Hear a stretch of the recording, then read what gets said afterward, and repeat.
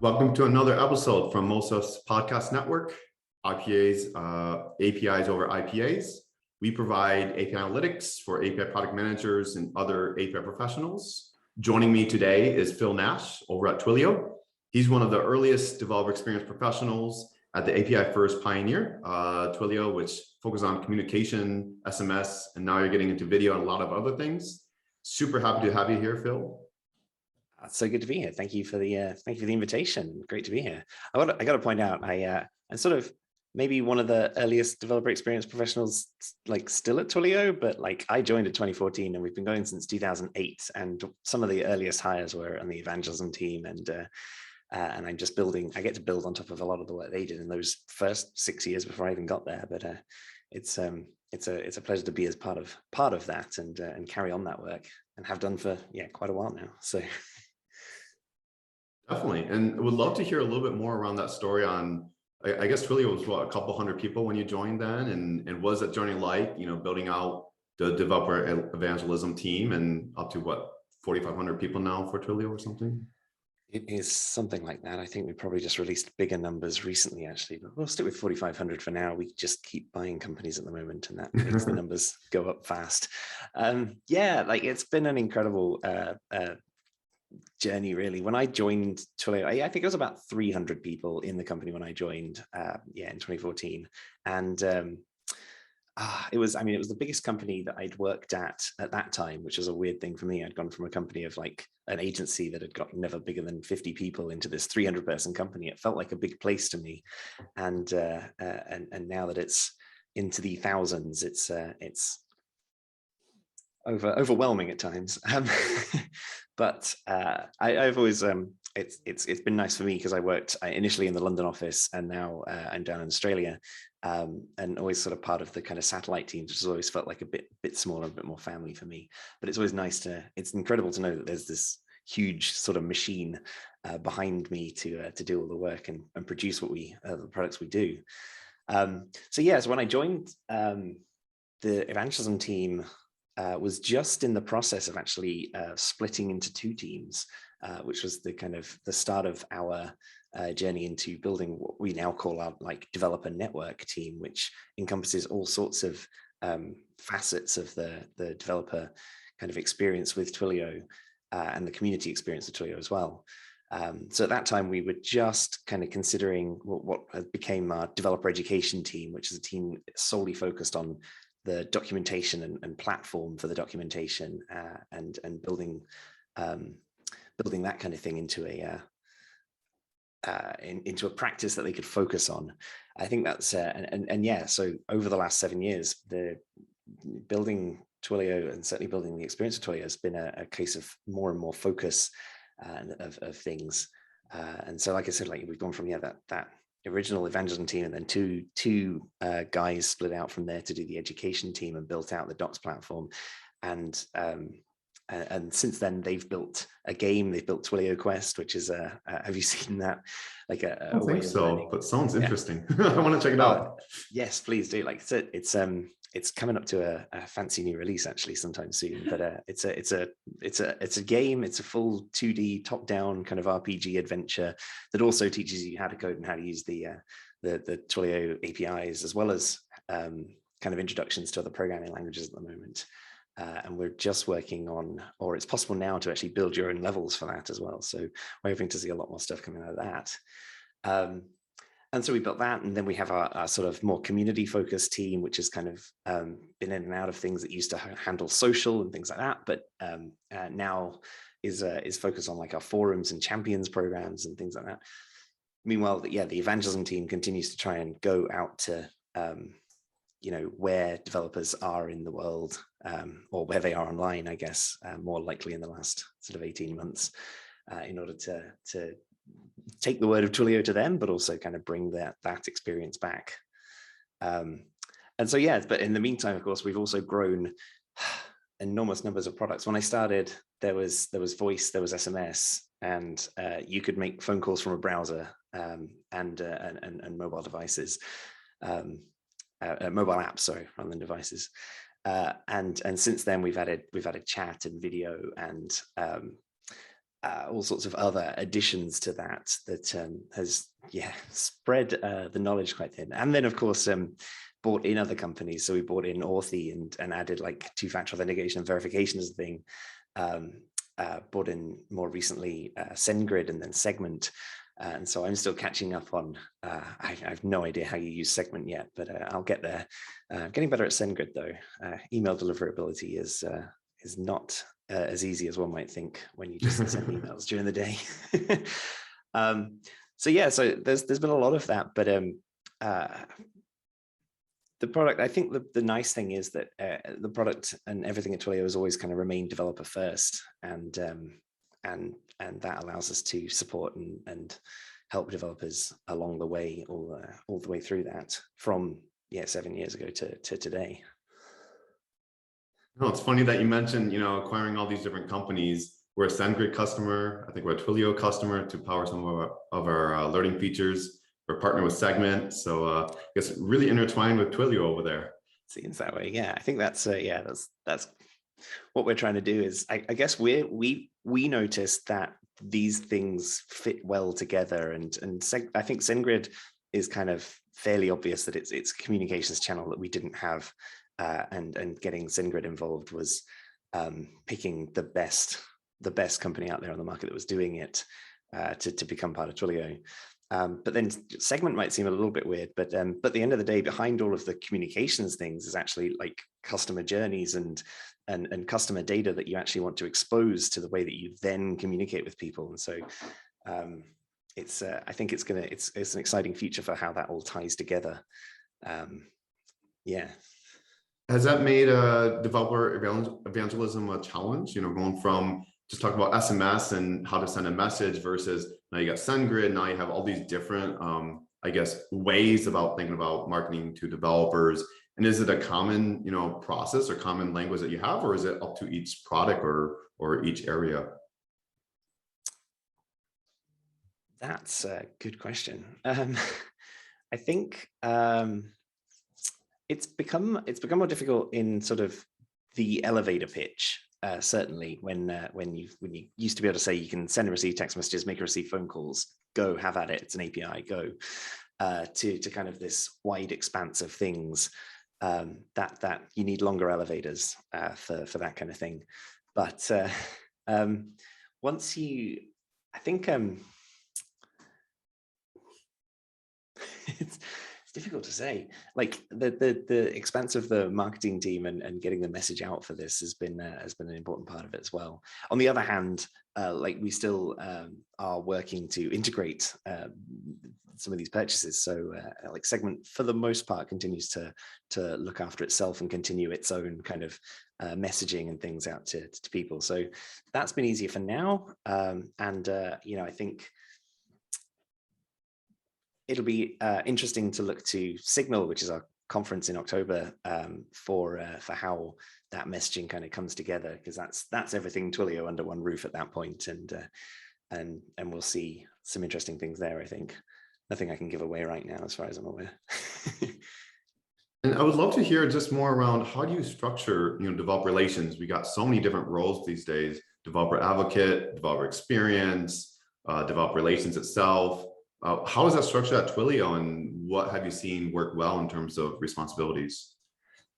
Yeah, that is a good question, and I will actually be upfront with you. Like developer experience, whilst you one step back. Actually, I think developer experience is important to all of Twilio, right? If the API teams, if the APIs that we're producing aren't great for developers, then everything falls down on that, and everything else becomes sort of layers on top of that to make life better, easier for developers. But there is a developer experience team that is not within the developer relations team, in which they, and this is what we call our teams, I guess, but in which they are focused on making sure those APIs are indeed of a standard and consistent quality across the business, now that there's so many parts of it. So like I said, like in the sort of developer relations side of things, we have this developer network team, which deals with evangelism, as that kind of going out to communities and developers out there, education, building the docs platform, and Twilio Quest as a game. The community is looking after the forum. We also have within there, we have an enterprise evangelism team, which is actually it's a relatively new addition to this, in which we're taking kind of the tactics and practices of regular evangelism out in community events, but to larger businesses, enterprises, effectively, to take them through hackathons and innovation kind of sessions, and give them the opportunity to, or give those businesses the opportunity to share a problem with their developers, have that hopefully communications and the Twilio platform can help solve, have kind of Twilio experts on hand, but then just set them going for a day or two to try and build their own solutions, build their own, solve their own problems. And I think we find within enterprise, that tends to be a place where developers maybe don't get that decision-making opportunity that often. But when you put a problem in front of them and a tight deadline and a small team to work on it, the developers have a great time kind of building and finding this out, even if it's their first experience with the API. So that's what our kind of enterprise evangelism team does, is take Twilio out to those companies like that. And like I said, it's that same kind of experience as regular in the community kind of thing, but moved to that enterprise experience, and it makes those developers a lot happier. It's amazing.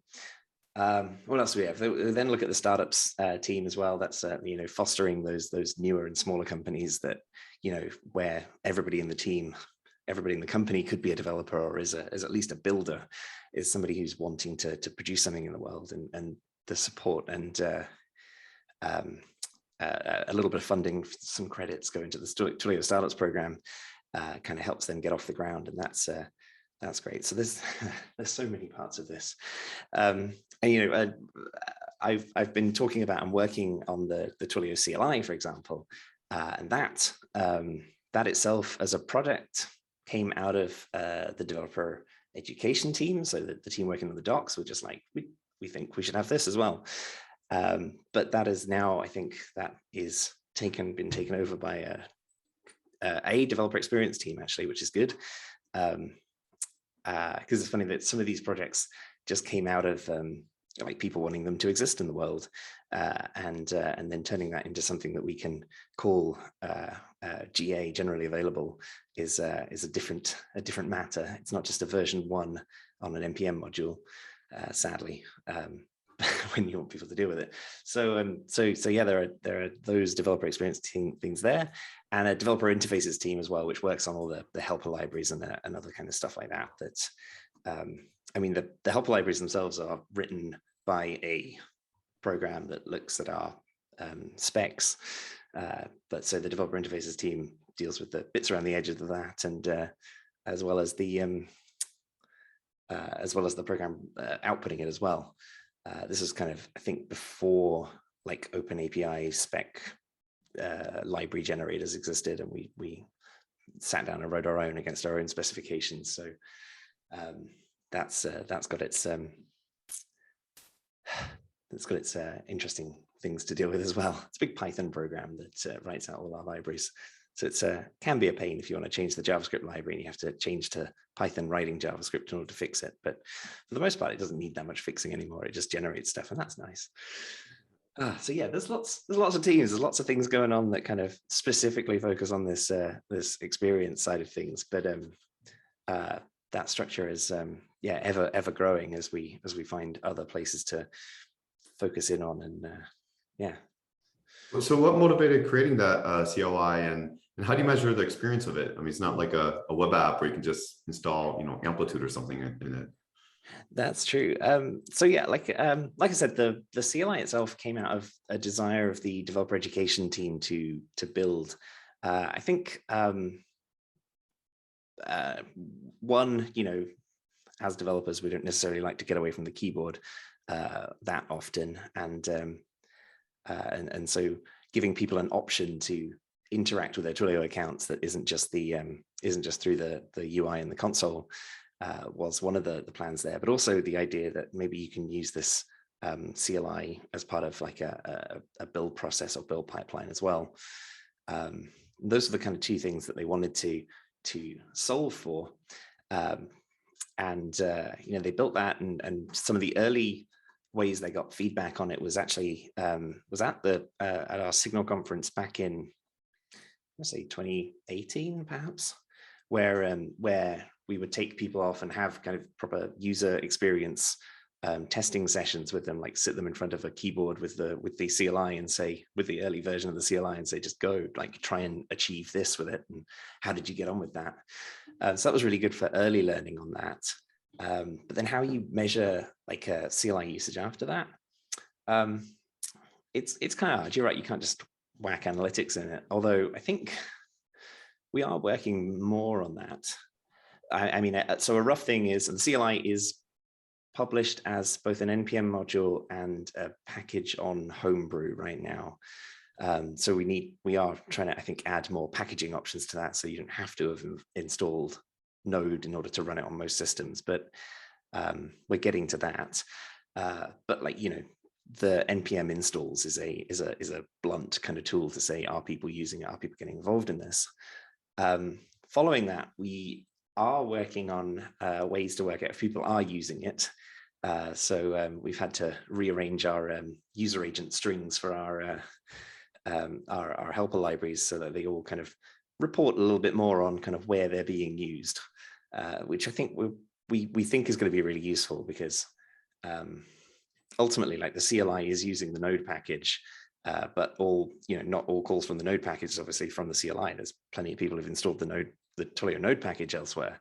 So finding out which ones are coming from where, and if that is growing usage, that's going to be really interesting, but we haven't quite got there yet. And then it turns out, and then we have layers on top of that. There's plugins for the CLI, which some of which call the APIs, some of which don't need to. But being able to tell if the call came not just from the CLI, not from the Node module, not from the CLI, but from a plugin that was on top of the CLI is also going to be part and parcel of that as well. So measuring this is ongoing, but we definitely know, we know from kind of user interviews and talking to customers that people are using it, and using it for various things. So we know that it is useful. At least we're pretty happy with that. And yeah, like, so I mean, I personally, I don't normally work on the core of the CLI myself, but on one of the more one of the bigger plugins, which is our serverless plugin, serverless toolkit, we like to call it. Mm-hmm. Which so that one, I have to step back again. Like, one of the things we released at Twilio was a lightweight serverless platform as well, like Twilio Functions and Twilio Assets, which allow for people to just host JavaScript and then static assets in our infrastructure and use them. Like the functions, the JavaScript can be just called like an AWS Lambda, like a thing like that. We decided that was a good thing, because this is another developer experience thing, really, in that working with webhooks, whilst probably the simplest way you could deal with real-time interactions with a phone call, for example, was still like something that when you start developing and you want to do it on your own computer, suddenly becomes difficult. And we've always pushed like tunneling things like ngrok to use as part of that. To make that easier, but even then people still find it harder. So if we decided if you could just write JavaScript, write something inside the Twilio console and have that deal with your incoming webhook, then that'd be easier. And of course people wanted to do that, but then you find people wanting to turn that into a more development focused thing. So our first version of that was literally a text box with a bit of syntax highlighting and validation inside the console. But then you want to be able to source control that, and not just every time you save you're redeploying something. You want to be able to source control and then set up other deployments. So we built a second version of that which had an API, and then meanwhile myself and one of my colleagues, Dominic Kundal, had been working on various different tools that allowed you, or Dominic had worked on a tool which was called Twilio Run, which allowed you to basically mimic the functions environment locally. So we'd gone all the way from, we need this remote environment that you can just use from the console to, but I want to develop on my laptop, on my own laptop with that. So he built this Node wrapper for that. He built that, and then I could never remember how to set up a project that would work with it. So I built a project generator for that. And that was the first 2 bits to it. We had an API, and then the serverless team added an API. So we added an API set to that. Twilio Run became able to deploy it. And then we packaged it all up into a Twilio plugin, Twilio CLI plugin. And after all that, like I said, all of this is just, it becomes layers upon layers of like, what are people doing right now? Where would people like to get to? And as we build the little tools for it, I think we get to improve that experience. But I'm kind of, once again, I'm looking forward to having a bit more data from where those API calls are coming from to know like how much this is being used. Like I know some of our customers are definitely using these things, but particularly the serverless plugin, I've had to support them at times. But you know, sometimes there's a bug, obviously. We got an interesting bug a few months ago, which was based on what we now deem as a breaking change that happened in one of our dependencies, but not at a major version, which has caused us some problems. Semantic versioning, everyone. It's a great thing. It is. But yeah, like so having supported those teams, supported the teams that like this bug caused issues for, means I definitely know that people are using this, and it's exciting to see that. But it's going to be exciting to see more data on it as well. Well, definitely. And I'm glad you brought up the user agent string concept, which is always important to track, you know, all the different SDKs and different plugins that are using these APIs and get that usage data. You know, outside of that, you know, you talked about multiple different layers, you know, on top of the CLI. You know, what other things that people can be doing to the SDKs and different things using these APIs to get the right metrics and just make sure that they're able to, you know, figure out whether there's bugs or not, right? Sometimes it could be a single SDK or a single, you know, weird use case that you never saw before. Not quite sure what you mean by the question there. Can you go? Is there anything else in terms of best practices that a customer could be doing or a developer platform that could be doing with their SDKs to, you know, ensure they're robust and ensure they're, I guess, trackable? Right, I get you. That's a good question. Like, as you say, like if you had a web application, you can just kind of stick some error tracking in there and things like that. But I don't think we have that kind of thing. We don't phone home with our CLI for anything other than actual API calls. Not to say that we might not do that in the future. Like that kind of thing is interesting, but I think if a bug occurs, if something goes wrong, then the thing will stack trace on the on the terminal, and I'm not sure that's a bad thing. Like when you consider it, the product is for developers, the CLI is for developers, and seeing a stack trace is hopefully understandable for that, and we encourage, you know, to raise that as an issue in the repo, and you know, developers are for the most part very willing to raise issues and tell you what's wrong with a thing, almost too willing at times, but I think it'll be interesting to see where we go with this, and as we put the CLI into the hands of a team that is dedicated to it and dedicated to improving things like that. Like, yeah, I'm always wary of the idea of more tracking and things like that. Like if there are CLIs where you have, you know, to pass a flag or a command in order to turn off like kind of sharing that data, and maybe if you don't know about that command or flag, you've been sharing your usage of it without knowing about it, and that's, you know, potentially privacy encroaching, and so yeah, I'm not a huge fan of that. Like even kind of tracking. I'm comfortable with the user agent stuff, because knowing like where something came from is a good thing. But any more than that, like looking after the usage is it goes, I think there's that line between like making a better product and just like encroaching on other people's work and their privacy and their data. So yeah, I don't want to see that much more tracking like that. And I definitely want it, I'd prefer it to be opt-in rather than opt-out as well, but we'll see. And when it comes to, tracking API calls or logging API calls, is there anything that you do to be privacy conscious and careful of your customer data? I'm sure, some of that data is very sensitive in nature. Oh, absolutely. Yeah. This is communications data between, like businesses and their customers. And sometimes that's,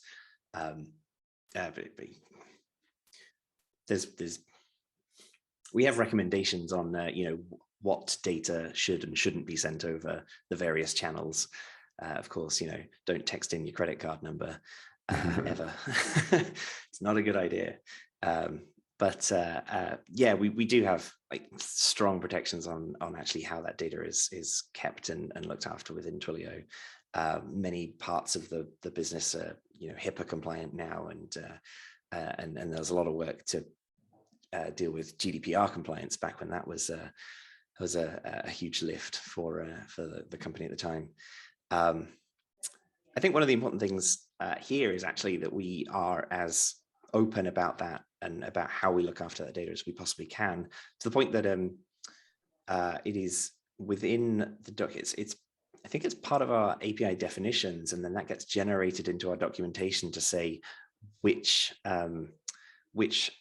properties on a resource, for example, are deemed personally identifiable information, and then how long we intend to keep that for, and when that's going to expire, when that's going to go out the system. And that's all in the docs. It's all there, kind of at your fingertips as you're looking through that kind of thing. So I think that's really important. And then so anything kind of going through the CLI is just calling those API endpoints. So it is handled centrally as far as I can tell. Yeah. Definitely. And taking a step back and discussing more around developer experience, what does developer empathy mean over at Twilio, and how is it used, or how do you think about it across different functions, whether it's the developer experience team or, as you mentioned, developer relations team and so on? Yeah, I mean, like I kind of said at the start, like everything in Twilio is developer focused, because it has to be, because they're the first customer. And so developer empathy is, we have a bunch of company values at Twilio. And again, company values coming from small companies before I joined Twilio. Twilio was something I'd never seen before, a list of company values. But one of them is wear the customer's shoes. And that's really important to us, because that's not just developer focused. Of course, it's empathy for all of our customers, including the fact that increasingly we have people who are not developers signing up for Twilio accounts and trying to work out what they can do with a platform that they're told is really useful for communications. And so having empathy for that non-developer persona has also been really important. But the empathy for developers is very much the way that we deal with our products as developers ourselves. We try and use it ourselves. I think it's really important and useful, I think, to the business to have this developer network, developer relations team that is not working on the core products themselves, but tends to be or can be like those first users of the products, and be that voice of the developer within the company, voice of the external developer at least. Because we don't know how it's made. We just want to, we hear that we're building a cool new product, and we want to hear that, we want to experience that and use it ourselves. And so a lot of feedback, early feedback, we can give like that. And at the same time, like it comes from the top as well. Like Jeff Lawson, CEO, is still a developer, is still, he doesn't write production code for Twilio anymore that I'm aware of. But he is, he's always building with stuff. I think in the last year, he's he's been producing. I think it was like a Zoom cube. It's a whole different set of buttons that you can press to make different things in your video chat occur. Turn yourself on and off mute, and big button to hang up, that kind of thing. So it's good to see that, like, you know, he is finding time to continue to be a developer and a builder, and that kind of then filters down through the rest of the company as well. Well, that's an interesting point. And, you know, speaking on, you know, both supporting customers and developers at the same time, and, you know, wearing their hat or wearing their shoes, you know, nowadays developers are not a single persona, right? We have some folks who are expert developers. We also have folks who are, you know, just learning to code for the very first time, or using maybe a no-code solution. How do you support all those different developers at the same time? That's it's increasingly hard to do that, but you're right. Like, we have a whole gamut, a whole range of developers using or trying to use the platform. So yeah,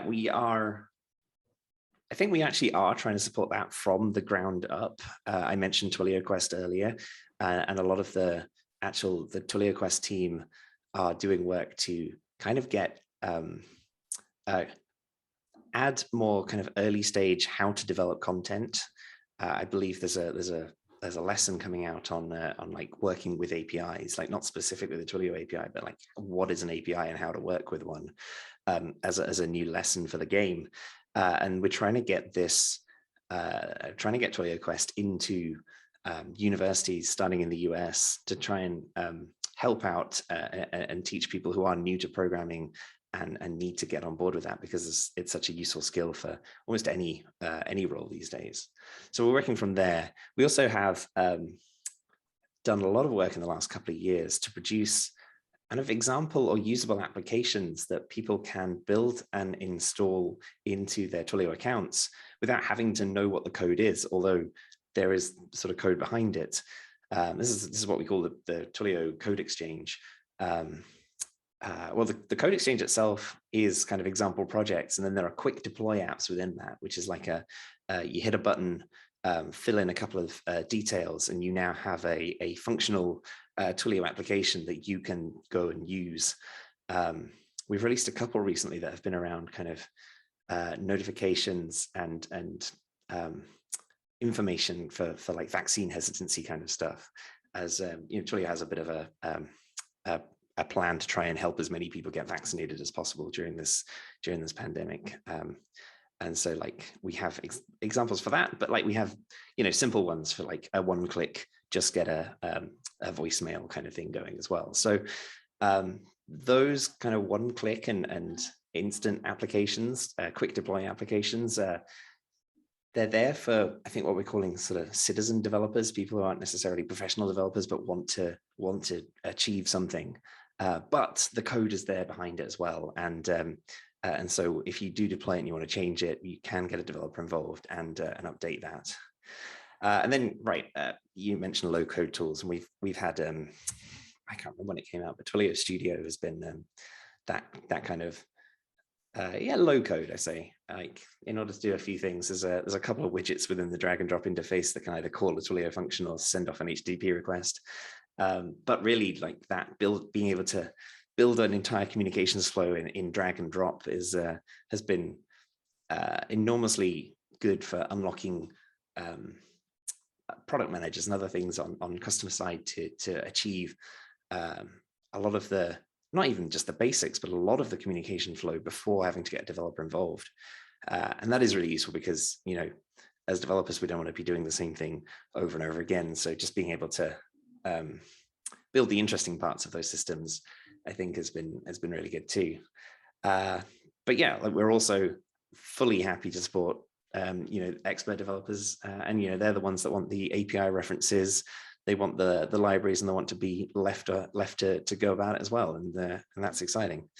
And you know, that support, and this is why I think we now have we've got a more focus on our community team these days as well. So we have forums in beta, which is kind of weird to think that Twilio is like a 13-14-year-old company that hasn't really had a forum.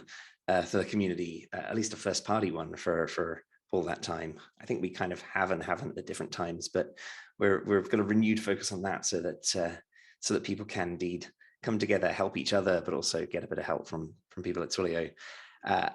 But we take that out as well. Like you'll rarely find, I plan for it rarely to be find that a Stack Overflow question tagged Twilio doesn't have an answer from one of us as well. So we want to, we're there to support people in wherever and however they want to build with Twilio. And those, I'm sure there's many more ways than that, but those are the ones that come to mind.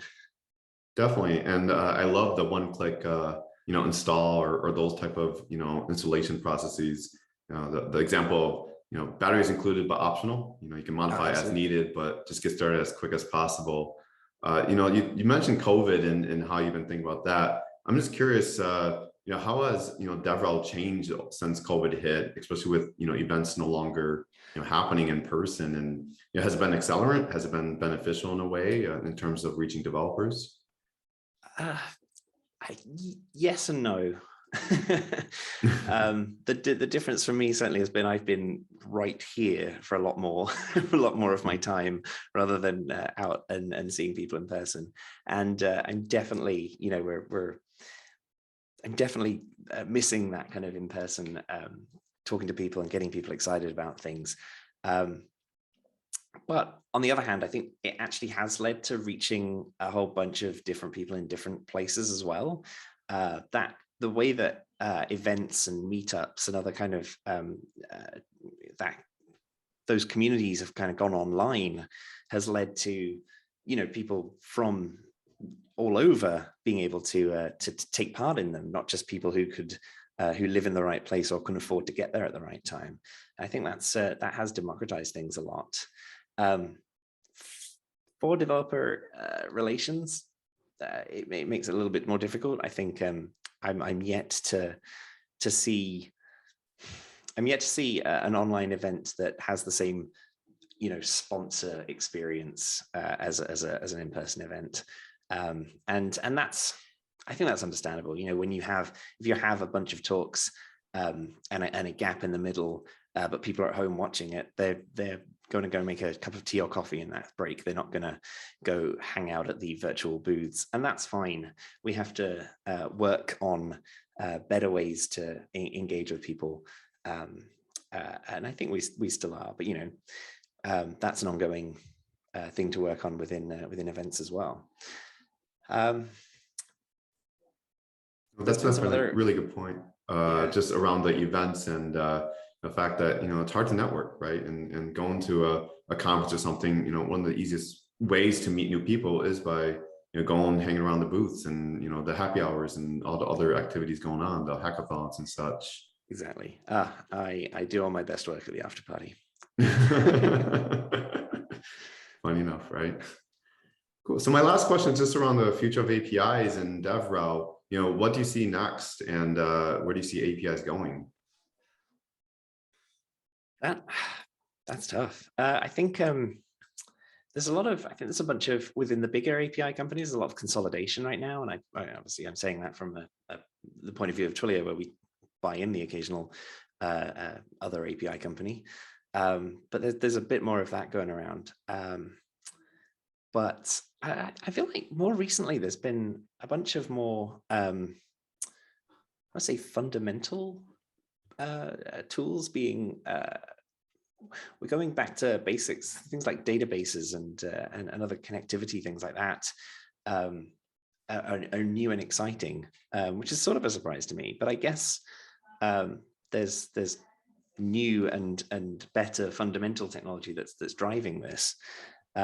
Though, of course, anybody trying to do a completely fundamental thing like a database is fighting against your big three cloud operators regardless. So you really, I guess, have to have a very impressive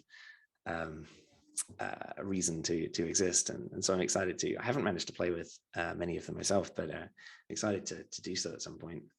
What's the future for it though? I don't know. I think it's getting more difficult to enter the API space because there's so many things you kind of need to provide to bring that same experience that somebody who's been doing it for a decade or more has. Of course, like there are open source tools that have come along with this kind of thing, which make it easier to get there. But there's a lot. It's just a lot to think about. It's one thing that even we, I think, have shied away from is sort of providing UI kits to deal with that kind of thing as well. I think Stripe's very good at like providing actual UIs for things as well. But being able to do that across not only browsers. Sorry, my dog just arrived home. You can hear her in the background.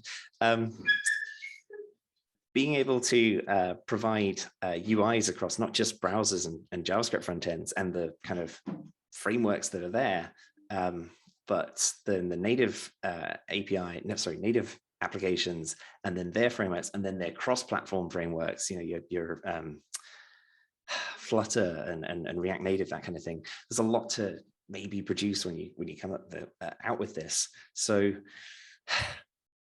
I kind of wish anyone well who's building new things in API spaces, because there's a lot to consider and a lot to think about. Even though, yeah, as a developer, I think it's a wonderful time to be building products and building applications, because there's such a lot of tooling available to you to build the way you want to. So as an API company, being able to provide everything for those people is kind of difficult, though.